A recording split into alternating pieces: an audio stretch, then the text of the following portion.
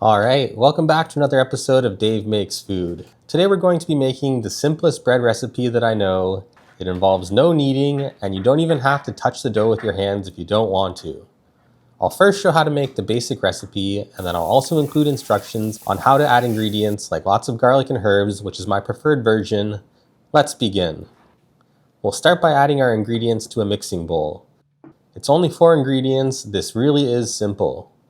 3 1/3 cups of flour, 1 teaspoon of salt, 1/4 teaspoon of instant yeast, and 1.5 cups of warm water.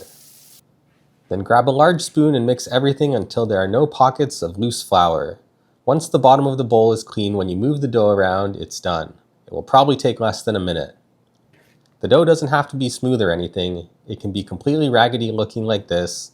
As long as the flour is incorporated into the dough, it's fine. Wrap the bowl well and leave the dough to rise for 12 hours. After the first rising, we're going to grab our spoon again and sprinkle about a tablespoon of flour around the outside and then scrape the dough off the bowl. Once all the dough is cleanly unstuck from the bowl, we're just going to move it around and press it down a little bit. Then we'll rewrap it to rise again for 2 hours. After 90 minutes of those 2 hours pass, turn the oven up to 450 degrees Fahrenheit and put your heavy baking dish in. I'm using a cast iron pot. We're going to let it heat up while the dough finishes rising for those last 30 minutes. Put your baking dish on a middle rack so that it gets even heating from all sides. After the second rise of the dough, we want to touch it as little as possible. We simply want to transfer it from the bowl to the pot. The more you touch it, the more the dough will fall and the finished bread will be more dense. I just sprinkle a little bit more flour on it as well as my hands and move it to the pot carefully. Place the lid back on and we're going to bake it for 45 minutes. We'll remove the lid for the final 15 minutes of baking as well so it gets some nice color.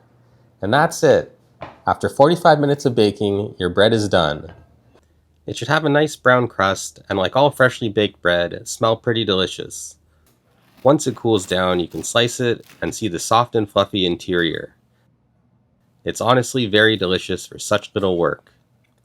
Anyways, this version is pretty good, but now I'll show you how to make a garlic and herb loaf, which is my personal favorite. The initial ingredients are the same. We use the same amounts of flour, yeast, salt, and warm water. We'll also leave it for 12 hours in the exact same way. When it's almost time for the first mixing, we'll chop up lots of garlic and herbs. I'm using rosemary, thyme, and some green onions. Add the garlic to a pan and a couple tablespoons of olive oil as well. I also like to add a good amount of salt and pepper, and then we'll just cook the garlic over medium heat until it's golden brown. Then we'll add the herbs and take it off the heat. Let it cool to around room temperature.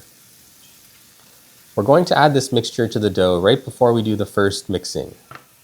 After the 12-hour rising period, we're going to do our first mixing in mostly the same way.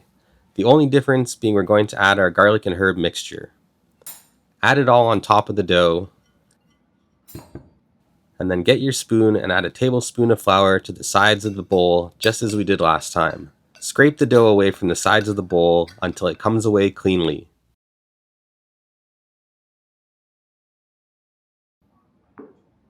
I do like to use my hands for this version so that I can fold all the ingredients inside, but if you just mix it with a spoon, it will still be delicious.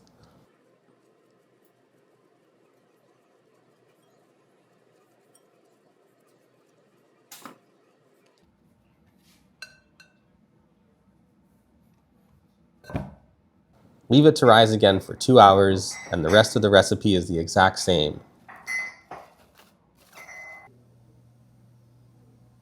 Bake at 450 degrees Fahrenheit for 45 minutes, uncovering it for the last 15.